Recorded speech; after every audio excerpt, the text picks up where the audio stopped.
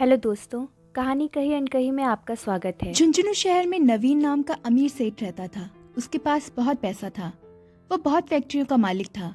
एक शाम अचानक उसे बहुत बेचैनी होने लगी। डॉक्टर को बुलाया गया, सारे जांच करवा लिए गए, पर कुछ भी नहीं निकला। लेकिन उसकी बेचैनी बढ़ती गई। उसकी समझ में नहीं आ रहा था कि ये क्या हो रहा है। रात हुई, नींद की गोलियां भी खा ली, पर ना नींद आने को तैयार और ना ही बेचैनी कम होने का नाम ले। नवीन रात को उठकर 3 बजे घर के बगीचे में घूमने लगा। घूमते घूमते उसे लगा कि बाहर थोड़ा सा सुकून है, तो वह बाहर सड़क पर पैदल निकल पड़ा। चलते चलते हजारों विचार मन में चल रहे थे। अब वो घर से बहुत दूर निकल आया था और थकान की वजह से वो एक चबूतरे पर बैठ गया। उसे थोड़ी शांति मिली तो वह आराम से बैठ गया। इतने में एक कुत्ता वहां आया और उसकी चप्पल उठाकर ले गया।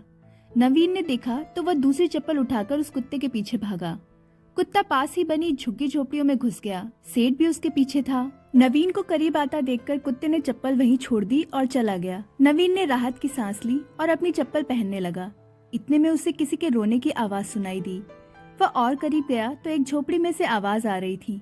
उसने झोपड़ी के फटे हुए बोरे में झांक कर देखा तो वहाँ एक औरत फटे हाल मैली सी चादर पर दीवार से सट कर रो रही थी और ये बोल रही थी, हे भगवान मेरी मदद कर, और रोती जा रही थी।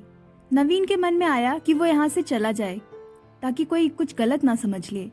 वो थोड़ा आगे बढ़ा तो उसके दिल में ख्याल आया कि आखिर वो औरत क्यों रो रही थी, उसको क्या तकलीफ थी। और उसने अपने दिल की सुनी और वहां जाकर दरवाजा खटखटाया।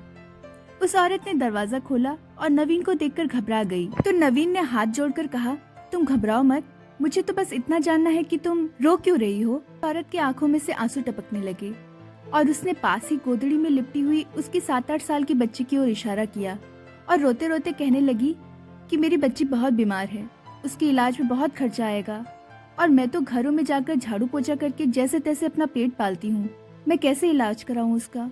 नवीन ने कहा, तो किसी से मांग लो।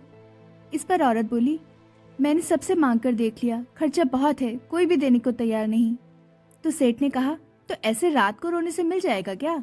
तो औरत ने कहा, कल एक संत यहाँ से गुजर रहे थे तो मैंने उनको मेरी समस्या बताई तो उन्होंने कहा, बेटा तुम सुबह 4 बजे उठकर अपने ईश्वर से मांगो, बोरी बिछाकर बैठ जाओ और रो गिड़गिड़ाकर उससे मदद मांगो, वो सबकी सुनता है तो तुम्हारी भी सुनेगा।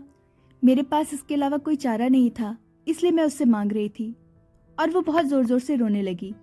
ये सब सुनकर नवीन का दिल पिघल गया और उसने तुरंत फोन लगाकर एम्बुलेंस बुलवाई और उस लड़की को एडमिट करवा दिया। डॉक्टर ने 1.5 लाख का खर्चा बताया तो नवीन ने जवाबदारी अपने ऊपर ले ली और उसका इलाज कराया और उस औरत को अपने यहाँ नौकरी देकर अपने बंगले के सर्वेंट क्वार्टर में जगह दी और उस लड़की की पढ़ाई का जिम्मा भी ले लिया।